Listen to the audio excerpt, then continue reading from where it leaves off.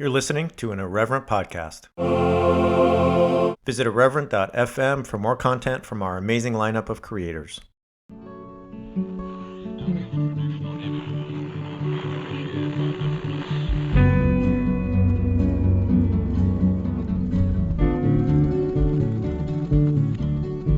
Welcome to Straight White American Jesus. My name is Brad Onishi. Our show's hosted in partnership with the CAP Center, and I'm here today with my co-host. I'm Dan Miller, Associate Professor of Religion and Social Thought at Landmark College. And as always, Brad, it's good to join you in our weekly roundup. Good to see you, Dan. I was thinking about it last summer. We did a lot of storytelling, and we haven't done much of that this summer, and I was wondering if we should bring that back or not. Of course we should, Brad. Why don't you tell us a story? No, I have some in mind, and I'm gonna wait. And if people can reach out, and if they want stories, hit me up in the Discord or email and say, hey, we need a couple stories before the summer's over. If not, that's fine. Because here's the thing, Dan, is you ever turned on a podcast where the first 12 minutes are the hosts like just cutting it up about like what their dog did that day and what they had for lunch, and you're kind of like, hey, can you just get to the thing? Because I came here for the thing, not to know about like your dog and what you ate for lunch. So that's why I'm reticent with the stories. But it did occur to me that last summer we did a lot of storytelling about fish and youth groups and French philosophers eating marshmallows, things like that. So anyway, all right. I'll just say for myself, and I'm sure I don't speak for just me, I'll never get tired of sitting at the feet of Brad Onishi and hearing stories about, youth groups and fish and things like that. So but we can turn to other things because as it turns out, who knew, right? Like the world kept turning and like people in America kept doing crappy things and things like that. So I guess we'll talk about that instead of cool stories instead. All right, 3 things for today. 3 major stories. We're going to talk about Tucker Carlson and Hungary and what that means.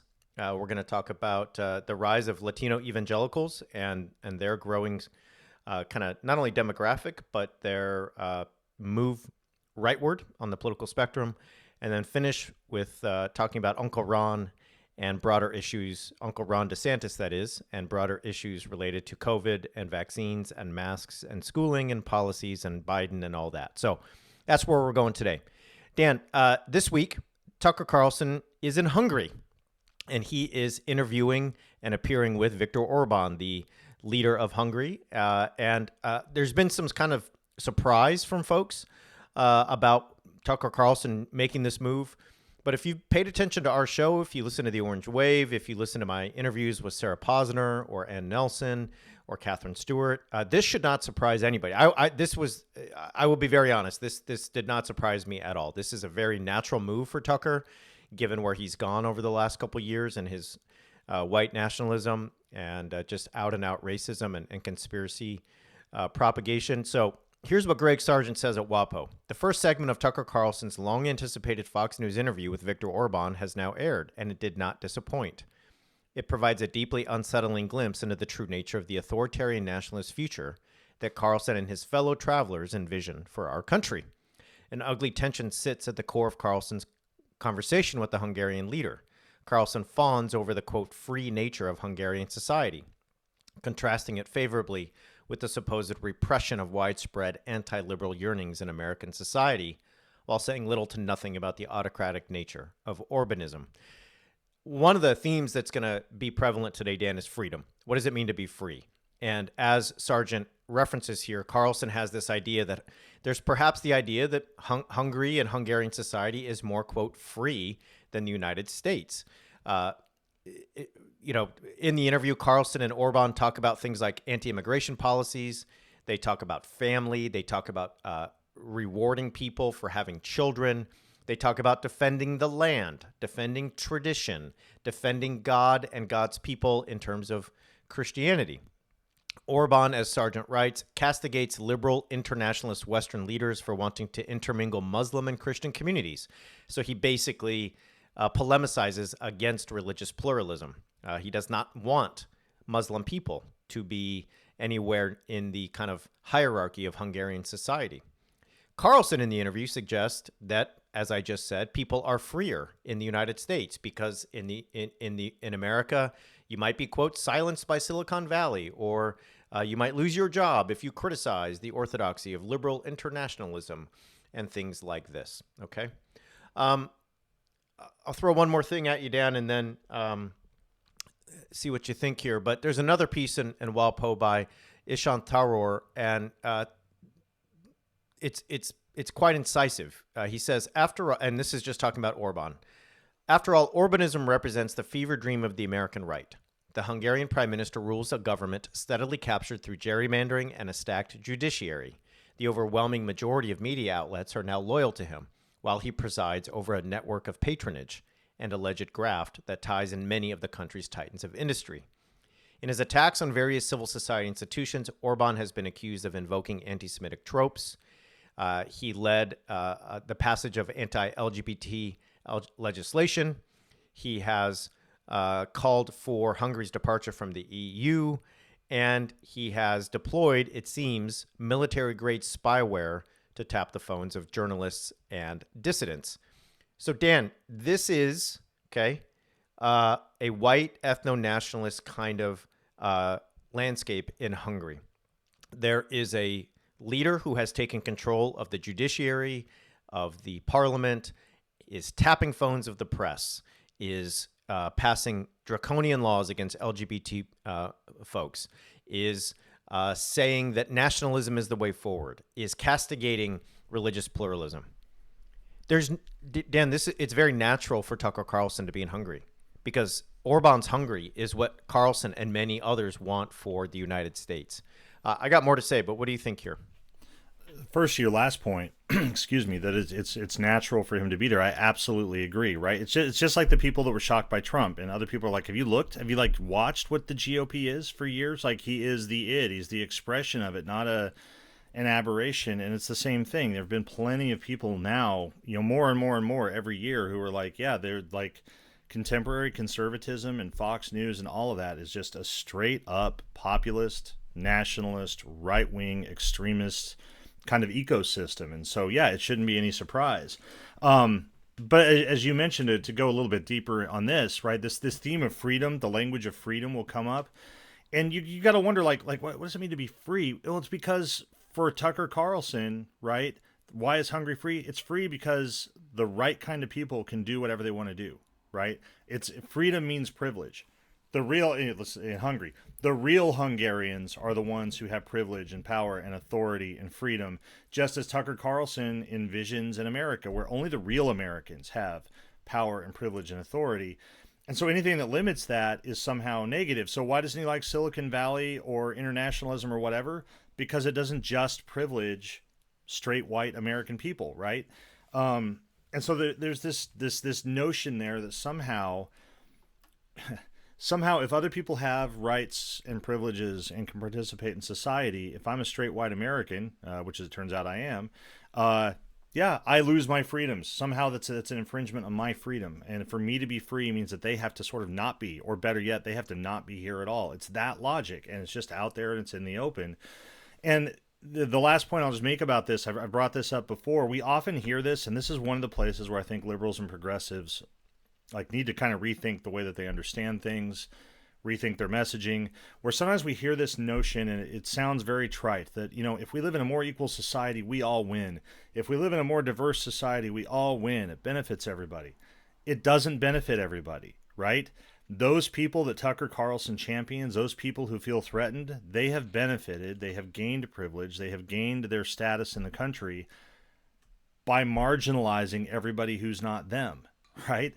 So for them, it is a zero-sum game, because the only way that you can expand rights and liberties to one group of people, if somebody else hoards the rights and liberties, is to take them from them, right? And that's what's really going on. So freedom there it's a good buzzword. Americans love freedom. There's arguably no more American buzzword than freedom.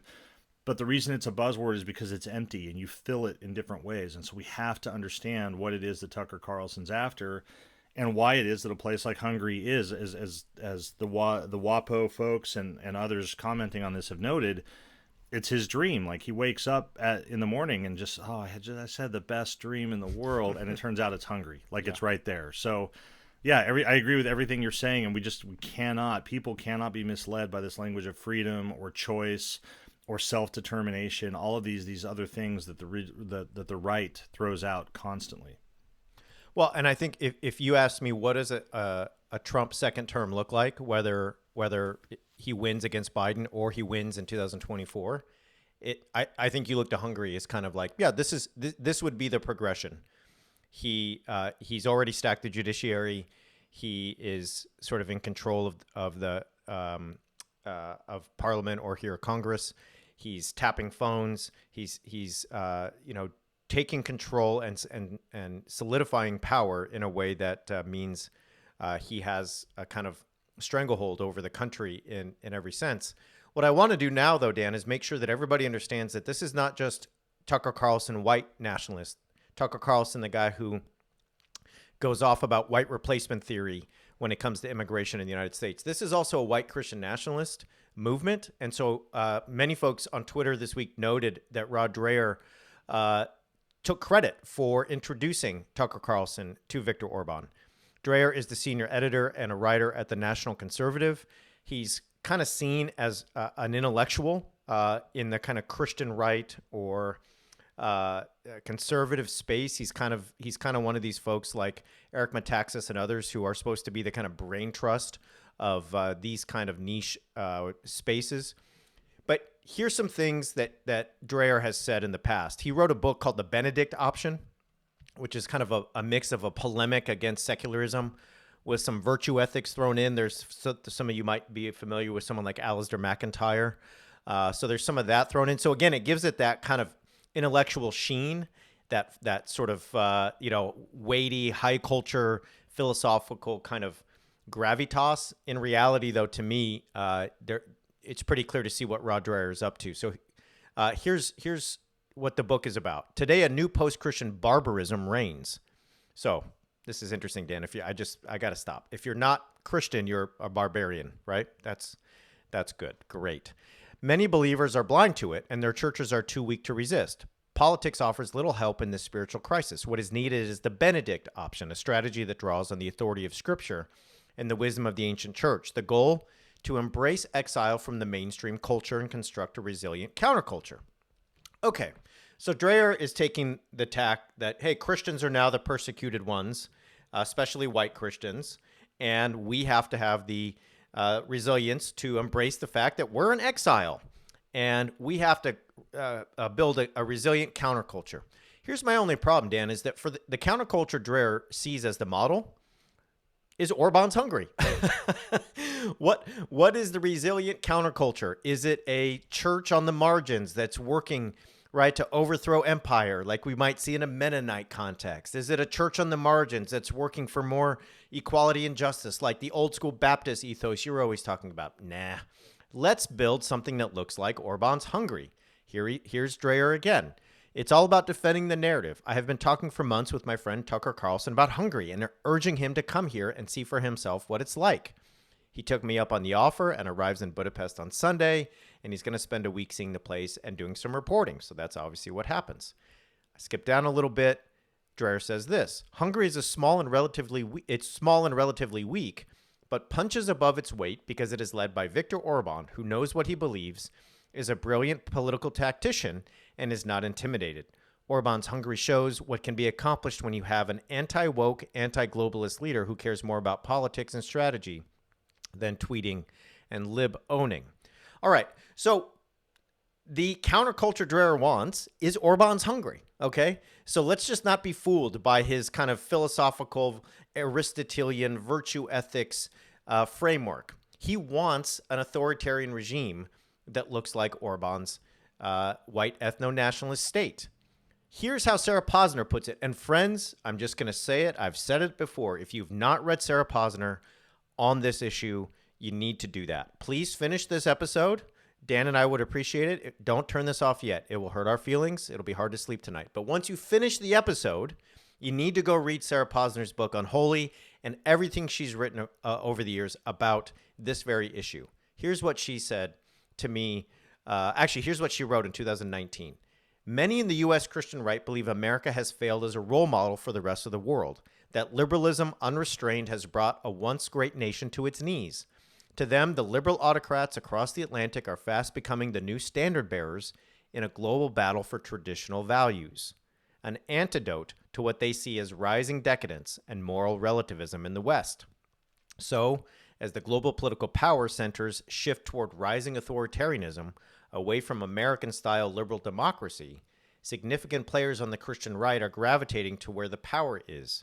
We shouldn't overlook the fact that the other groups looking to Russia and Eastern Europe as models for transforming the United States are the white supremacists who make up what is referred to as the alt-right. So, let's just see if Posner's right, because she is. I'm gonna spoiler alert, she's absolutely right. There are great experiments in post-liberal political and economic life occurring right now in real places, in Poland's Law and Justice Party, in the Hungary of Prime Minister Viktor Orban, and yes, in the land of the great Russians led by Vladimir Putin.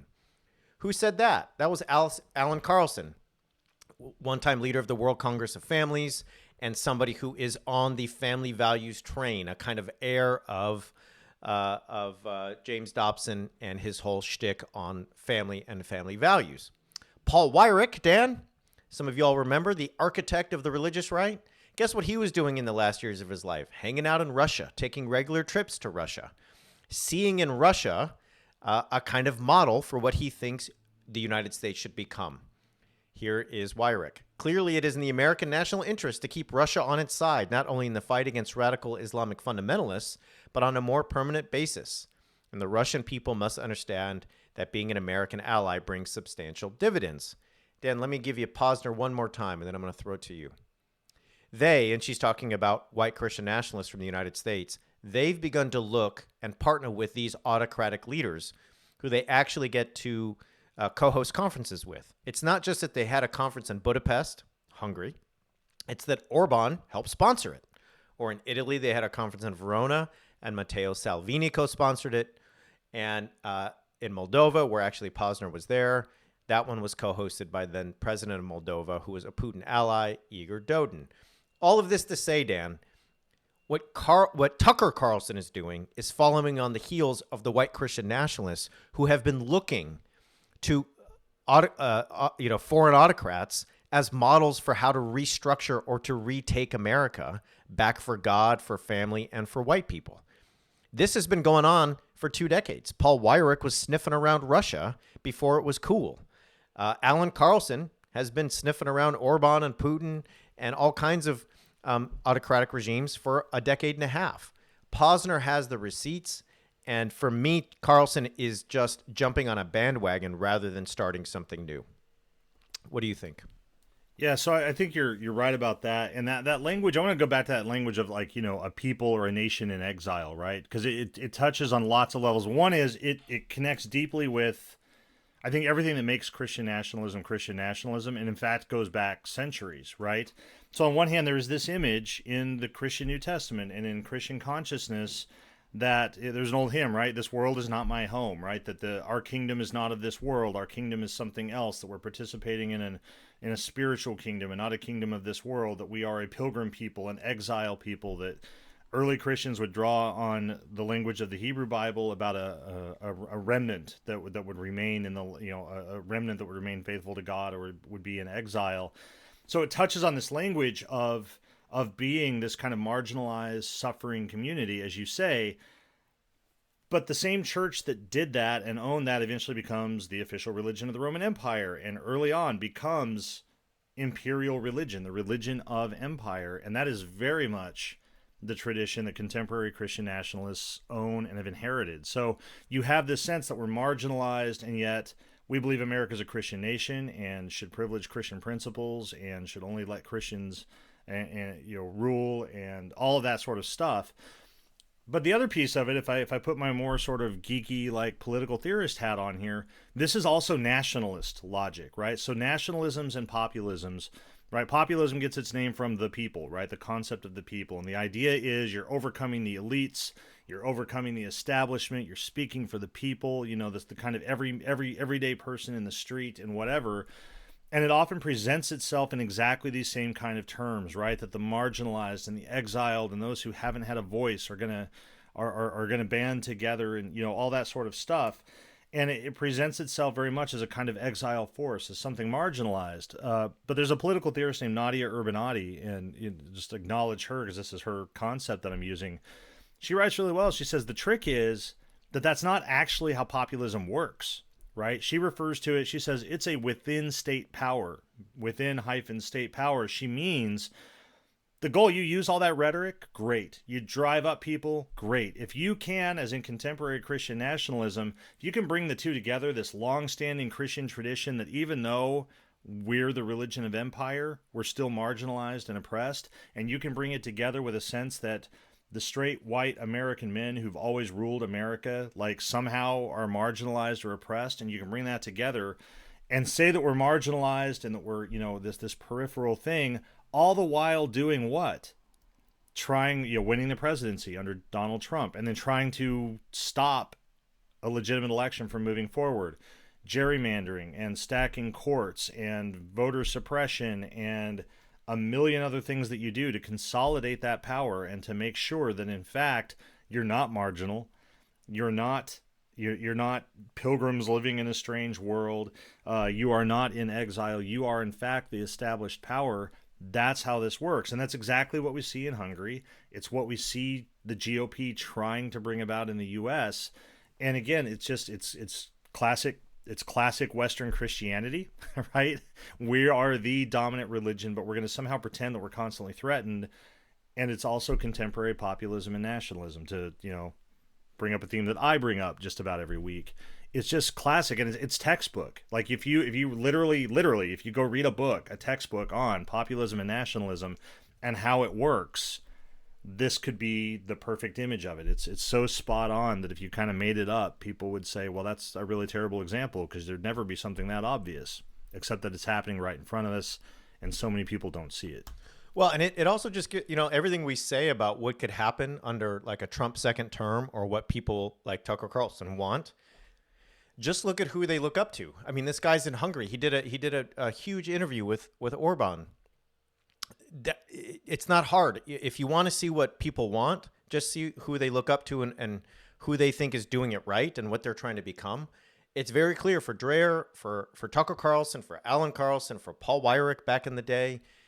These kind of leaders, these kinds of societies that are vehemently anti-LGBT, that are vehemently anti-religious pluralism, that have a strongman male leader, right, that talk about family values. I mean, Tucker Carlson cannot stop slobbering over the fact that Viktor Orban gives tax credits to families that have children, right? It's like it's on its head. It sounds like, oh, he's just there. That's nice. That's good for families.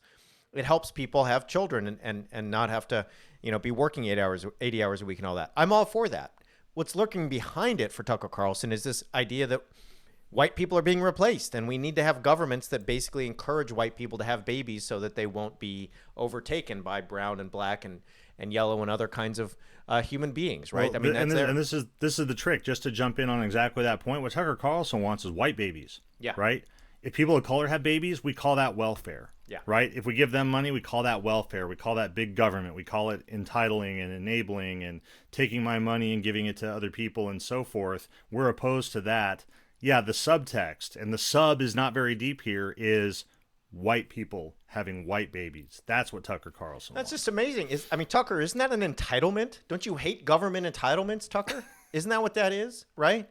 I mean, isn't that a welfare sort of system? I mean, again, I'm all for, don't get me, Dan, you and I talk about this a lot. We lived in the UK, and you see like a government childcare, and it's free, and you're like, oh, okay, because in the United States, it's $1,500 a month, so people can, go to work and have people watch their kids, blah, blah, blah. Here's the point. When it's white folks and white babies, as you said, Dan, it's not welfare. It's not entitlement. This is great. And when it's everyone else, they're sucking the life out of the country. They're parasites. They are, on the teat of the government and won't let go, blah, blah, blah, blah, blah. All right. Now, let's take a break. And when we come back, we're going to tie in another group that is on the rise, and it's going to seem disparate and separate, but it's actually quite related. So we'll get there in just 1 second. So great article in the Atlantic a little bit ago, and a bunch of you wrote into me about it and said, hey, can you guys talk about this? It's by Megan Winter, and it's about the fastest growing group of evangelicals in the United States. That group happens to be Latinos or Hispanics, okay? Here's what Winter says. Latinos are leaving the Catholic Church and converting to evangelical Protestantism in increased numbers, and evangelical organizations are putting more energy and resources toward reaching potential Latino congregants. Latinos are the fastest growing group of evangelicals in the country, and Latino Protestants in particular have higher levels of religiosity, meaning they tend to go to church, pray, and read the Bible more often than both Anglo and Latino Catholics, according to Mark Mulder, a sociology professor at Calvin University and a co-author of Latino Protestants in America.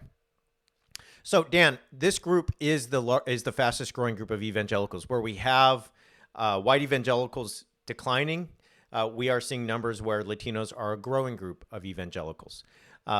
If you remember, Trump had a Evangelicals for Trump initiative, and he kicked that off at a NAR, New Apostolic Reformation Church, and that church was a Spanish-speaking church.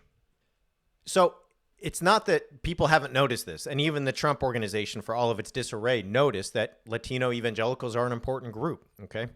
Now, there is diversity across Latino evangelicals. I don't want to sort of try to reduce this to one component or one factor, but here's what Winter says in the piece. Quote, they are likelier than Latino Catholics to vote Republican. The expansion of Latino evangelicalism bucks assumptions that Democrats and progressives will soon have a clear advantage as the white church declines and the Hispanic electorate rises. Some counterintuitive things that have happened in our national politics would make more sense if we better understood the faith communities that exist within Latinx Protestantism, Mark Mulder says. Issues like immigration and family values and other things, sexual values, reproductive rights, things like this, are part of this mix, Dan, okay? So this is all kind of part of why there's a surprising number of Latino evangelicals who have supported or did support Donald Trump and his presidency. I have some thoughts on this. A lot of my thinking on this goes back to conversations I've had with Catherine Stewart. So I've already talked about Sarah Posner today. Catherine Stewart wrote the great book, The Power Worshippers. And in chapter 4 of that book, she really goes in on this. And she explains how there are evangelical leaders, white evangelical leaders, who saw this potential a while ago. And one of them, Dan, is Jim Doman. Now, I bring up Jim Doman because Jim Doman and I worked at the same church. I know Jim Doman. We went to summer camp together. I saw him in his leadership style 15 and 20 years ago. Jim Doman's leading a group in California that is part of a coalition of like 500 churches that includes hundreds of Latino churches, okay? How are they doing this? What is the outreach message? The outreach message, Dan, is based on family values and a certain approach to the family structure and the governmental structure, right? It's, hey, we want a society where there's traditional gender roles, where reproductive rights are tilted towards anti-abortion, where there's a sense of patriarchy and hierarchy, both at home and in society at large. The bet is if we can prioritize those components over issues like immigration, over issues like the way that Trump and others talk about the border and talk about immigrants and refugees from Mexico and other places as hordes or parasites or they're rapists, they're drug dealers, they're murderers. If you can get away from that message and focus on the family, and I say that with all the puns and double entendres that are included there, then you have a chance to say, oh, yeah, we'll come with you. We'll sign on to this broadly evangelical agenda. And there's no chance we're going over to what everyone expects, which is that kind of broadly leftist progressive agenda that Democrats and many others assumed would capture the hearts and minds of Latino folks, especially Latino Christians, as time has gone on. Any thoughts on this this whole kind of dynamic? Yeah, so I've got, agree with all the thoughts that you had and that Sarah and Catherine and others throw out there as well. It's interesting, though. I mean, this comes up with my students as well. And we talk about the segregated nature of American evangelicalism and white evangelicalism. So, a few things is on the one hand, yeah, it's a fast growing group, and white evangelicals are quick to point to it. And yet, it's worth noting, right, that if you look at the demographics of it, very few churches are full of a mix of Anglo and Latinx Christians, right? These are often Spanish speaking churches that are almost entirely Latinx populations, or churches I've been involved with, and maybe you too, where, you have one church building, but like the Latinx congregation like rents part of it and has kind of their own separate parallel thing. So that's one piece of it. And why do I think that that's important? I think it's important because on one hand, I think this is really selective by the white evangelicals. Their numbers are going down. Their numbers are declining. Their share of the culture is declining. So there's a radical interest in trying to be able to show that evangelicalism is growing and expanding. And so there's often, very frankly, I think a kind of separate but equal logic here, right? We'll claim them as evangelicals because they tick all the same belief boxes we do. But and there are exceptions to this, right? And you will find typically more Latinx Americans in a congregation full of white people than you will African Americans in a congregation full of white people. But it's still mostly white or mostly Latinx. You're not going to find like a mix. So we're happy to claim you. We're happy to pat ourselves on the back and talk about how we're this fast-growing, denominational tradition because of this. But we're not going to have potlucks with you, and we're not going to learn Spanish to worship with you. Certainly, you might learn English to worship with us, and so I think that's one piece of it. The other one is, and this is a thing that sociologists look at and scholars of American religion look at, is it's really interesting. Like, why does this happen with Latinx evangelicals or Latino evangelicals, but not with African Americans, right? You don't see as much crossover. And I think there are lots of reasons there, but one is I think that so many of those traditions and cultures that these groups are coming out of were so steeped in Catholicism that, as you say, they do tend to emphasize marriage and a straight marriage, patriarchy, large families, all exactly the same stuff the white evangelicals are decrying don't happen, in their own communities enough.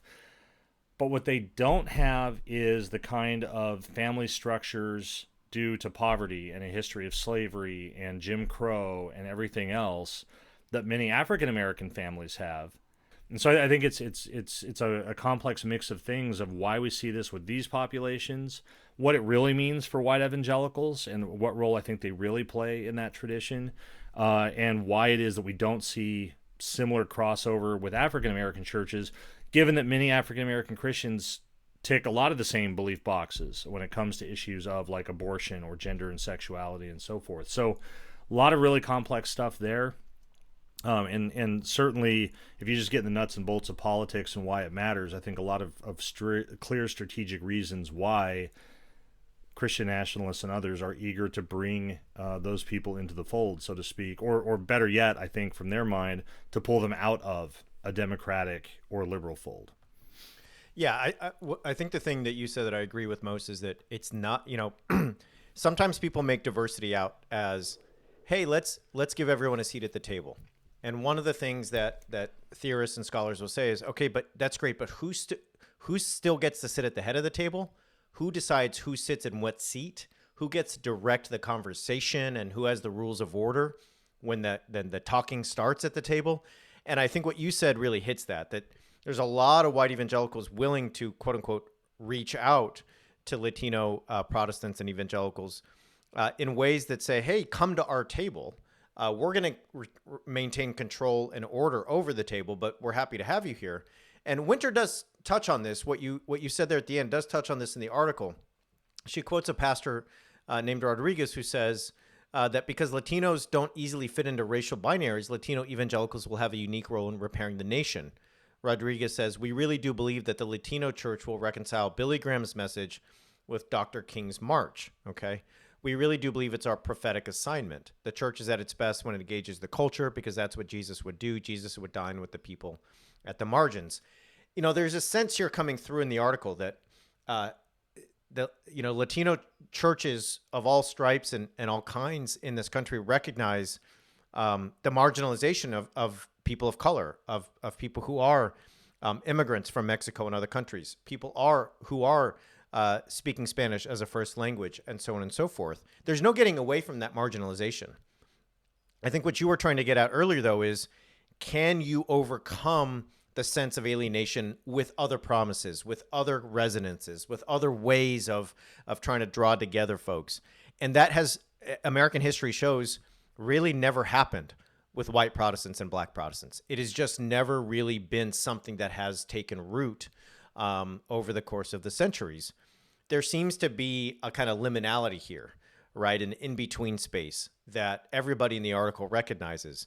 And it really is a question of, which side of the spectrum and which side of the zeitgeist will many of these communities, sort of find themselves? Where will they be drawn, and where will they decide to move?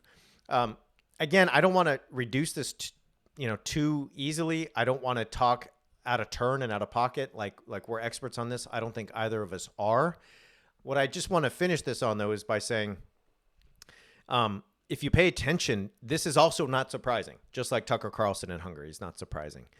This has been happening for a long time, 15 and 20 years, and it really needs to, at a very base level, break through that old truism that as the country becomes more diverse, it will become more liberal and it will become more people will vote for Democrats. That's just not true. And I think this article and this phenomenon really shows us that. So anyway, let's leave that there for now, and let's turn to our friend Uncle Ron DeSantis from Florida. He, to me, Dan, has become kind of the face of the fights against masks and vaccines and other things. You want to take us through Uncle Ron's week and what he did to kind of stoke a culture war with Joe Biden and what he's talking about when it comes to masks and vaccines and everything else? Yeah, so Joe Biden, came out and increasingly, we've talked about this a little bit. Republican governors and even people who oppose mask mandates are now dealing with surging numbers and different kinds of things like this. There's been some interesting articles that talk about the backlash now against the willingly unvaccinated by people who are vaccinated, that they feel like this is their fault, that we're having to have masks again. You have GOP governors who are saying, Asa Hutchinson in Arkansas trying to repeal the order or the law that they put into place banning face mask mandates and things like that. And so just having to do a lot of backpedaling. And Joe Biden in this basically comes out hard and aiming at primarily GOP senators and says, GOP governors, and says, if you're not going to be part of helping to stop this, you should get out of the way, right? If you're not going to support these policies, you should get out of the way. Uncle Ron, as we're calling him, imagine, having a chat with him at, a cookout in Florida where it's like 125 degrees and humid and, and sitting there. He doesn't take the line of, governors in other places.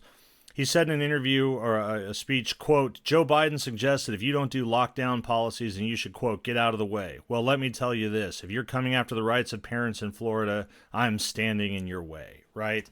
What's he talking about? He's talking about, in particular, things. There were some of the school districts in Florida that are toying around with defying DeSantis and requiring masks for students. DeSantis has threatened to defund them. He's already, they've passed rules saying that municipalities can't have their own policies and so forth. Why does this matter? Here's the connection with somebody like Tucker Carlson. As different as these issues are, it's this language of freedom. It's this language of choice. It's this model that what we're defending, what we, the GOP, are defending, what I, Uncle Ron DeSantis, am defending, I'm defending choice, right? The choice of parents to care for their kids, the choice of, old enough kids, adolescents, to make their own decisions, the choice of individuals to decide if they're going to mask up and so forth. And we know this. And the reason I highlight this is this connects to me into this broader universe of GOP discourse, because this is the way they talk, that they are the party of freedom, individuality, defenders of choice against the Democrats who want to force big government and universal policies and take all of that away. But just as Tucker Carlson can talk about freedom and he can talk about how they really have it in Hungary, we don't have it in America, we got to look at what does choice mean here? What does that mean? So some examples, right?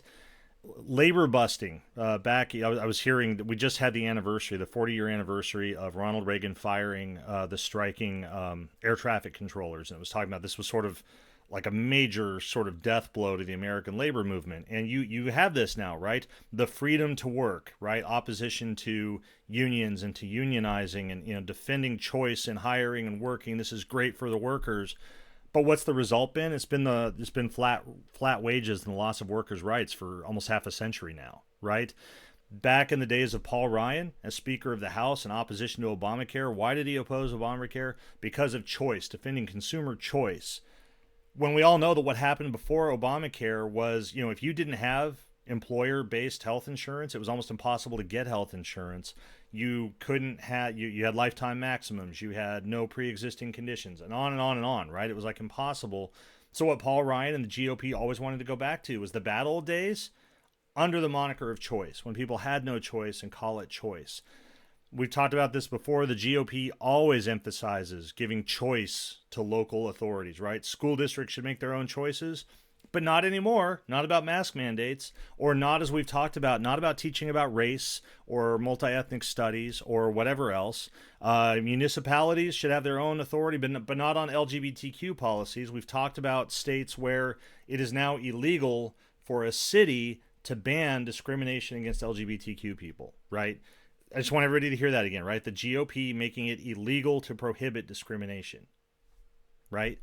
An emphasis on individual choice. We value individuality and choice and not conformity, but not if you're queer, right? Not if you're a religious minority. You need to look more like the real Americans that we think really sort of stand to rule and have power and so forth. And of course, the language of choice doesn't apply to abortion access, right? Like we talk about that all the time. So I've got more thoughts on this about what this means and where it comes from and why the GOP talks this way. But I'll throw it over to you to see like your reflections on DeSantis's.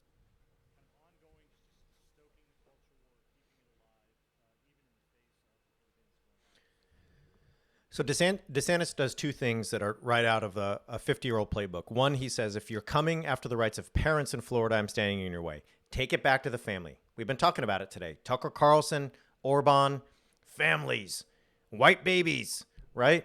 We're talking about Latino Protestants. How do you sort of build the bridge? How do you develop the resonances between white evangelicals, Latino evangelicals? Family values, right? A certain way of being a family, a certain way of organizing your home, a certain way of thinking about sex and gender and authority.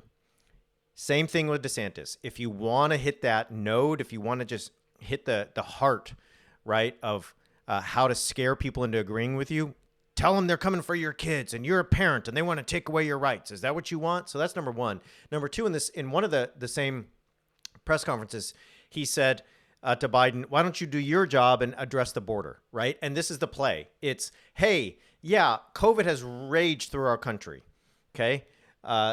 Over 600,000 have died, okay? It is now at a place with this Delta variant that we are really looking at a bad situation in terms of the numbers, especially in certain states and certain counties where people are having a low vaccination rate.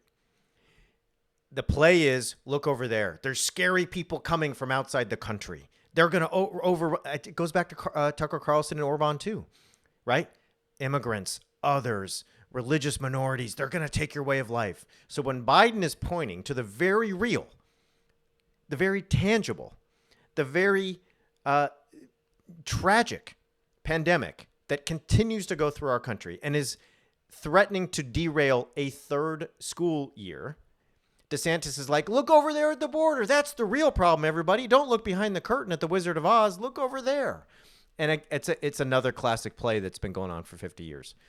How does, to close this out, Dan, how does DeSantis appeal to choice match up with kind of classic approaches to liberalism and freedom and all those things in terms of political theory? Yeah, so, and I know the language here gets confusing because to the people, I have to explain to students all the time, right? Contemporary liberals are also what we would call contemporary conservatives are what we call neoliberals, right? So we talk about liberal political philosophy. Today's conservatives are the ones who often hold to that, and what we call liberals are something more progressive and slightly different from that. But anyway, what does it mean? There was this line of thought in classical liberal thinking. People like Mill and Hobbes and Locke, kind of the big names that you would have if you took a philosophy class on like political thought or something. And basically, they argued their emphasis on rights and freedom and all of that. They argued that if we all sought our own interests, society would benefit.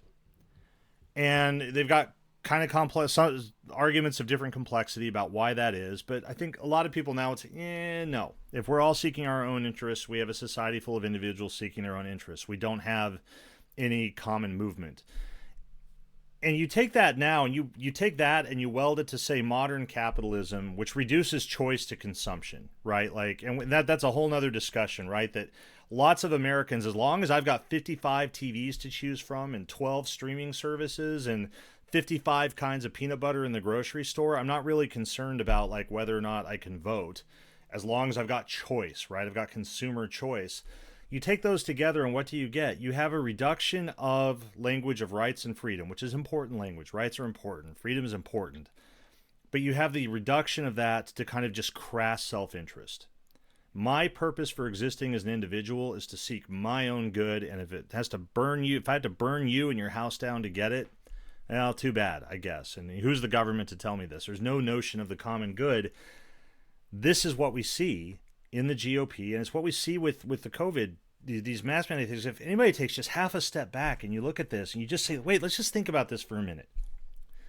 You wear a mask. Is it that big a deal? It's not that big a deal. You wear a mask. Like, I have to wear a shirt to go into the grocery store. I wear, shoes or socks. I wear pants. Last time I went in the... Seatbelt. Yeah, seatbelts. Last time I went in the grocery store, pantsless, they looked at me weird. They didn't like that. They asked me to leave. Let's not bring that up, Dan. Let's just leave that. Let's leave that out. All right. We'll leave that for the story time. Yeah, and yeah, does it suck like in the summertime when it's hot? Yes. Does it kind of suck? Like last summer when I was wearing a mask all the time, I was breaking out like a teenager again. Like that's kind of lame. But what does it do? Oh, God, it means that some people don't die, right? Like I'm saving lives by doing that. We're protecting people who can't be vaccinated. And now, for God's sake, people can just go out and get a vaccine that we know is safe. There's like 400 million doses have been given now. Like nothing else is coming, right? They're like this. We know what these vaccines do. It's about wearing a piece of cloth on your face versus being willing to let people suffer and die, all in the supposed name of choice. It's this crass selfishness is what it is. And that, again, is just part of the contemporary GOP. And that's what you get if you sort of peel away the layers of paint about freedom and choice. And as you say, the diversion and the, oh, quick, look over there. Like, somehow the people at the southern border mean you shouldn't wear masks or, whatever. You strip it away. That's what it comes down to. Just like Tucker Carlson saying we need a free society like Hungary, right? He means we need a society where the right kind of Americans can do what they want and be who they want, and everybody else can fall into line, or ideally they would say go somewhere else. And I think it's all part of the same conceptual and political universe that is today's GOP. How come nobody's telling Tucker Carlson, if you love Hungary so much, why don't you go live in Hungary? You know what I mean? Like you're I mean, it just hits me. It's like this dude's out here just fawning over Viktor Orban, and nobody's like, hey, Tucker, if you like that country so much, why don't you leave and live there, right? Love it or leave it, Tucker. It just shows. We just did. Well, yeah, Tucker Carlson. Yeah, please go to Hungary and live there. Like, please, just do that. Like, that would be awesome. Dan is on the train. All right, we got to go to Reasons for Hope. And I want everyone to know that a very fun game has erupted in our Patreon community and our Discord server, and that is hashtag Hope Wars, and that is everybody giving their reasons for hope in the hope that they are going to thwart Dan Miller and his reason for hope. So let's see. We have a couple in here from this week. Kai put in the fact that the U.S. registered its highest daily number of vaccinations since early July. That is a good one, I think, even as I thought about that, and I didn't choose it because I was like, somebody's going to be like, we've already got it, or Dan always says COVID. Even as we get the numbers about Delta variant, that is good news. Simone Biles, Sam puts into the conversation, wins bronze after working through, just all of the things that had kept her from competition, showed a lot of resilience and persistence, and that was good news too. And then I will put in, Dan, that the eviction moratorium was extended, and there's some debate about the narrative out there, but I just really think Cori Bush, who slept on the steps of the Capitol, who was in some ways reviled by some more, to put it nicely, centrist Democrats, to put it less nicely, corporate Democrats, just slept on the steps. And it really shows you what it means to have people in Congress from various backgrounds. Cori Bush is somebody who has endured homelessness herself, has slept in her car with her children, has fought through various challenges of that nature, knows what it means for people to be evicted, and said, I need to make a stand here, even if Congress is threatening to go to recess. So the eviction moratorium was extended by the Biden administration. That was good news, too. So, Dan, the big question now is, have we thwarted you? Did we come to your reason for hope, or did you not quite? Mine did you win the hope wars? Mine is Biles adjacent, let's say. What I looked at, I did. I went to the Olympics. I didn't literally go to the Olympics, but I was looking at the Olympics. I'm like a lot of people where the Olympics come around and I'm really excited, and for like 2 weeks every 4 years, I pay lots of attention to all kinds of stuff I never pay attention to, like badminton. Yeah. I don't think I've ever seen anybody play badminton outside of someone's backyard. I'm an expert on in the Olympics. The 10-meter dive. Like, I know so much about it. I mean, I am really. Yeah, exactly. Yeah. And you're like, oh, that splash, or he over-rotated, or like whatever. Stuff that like you never say any other time.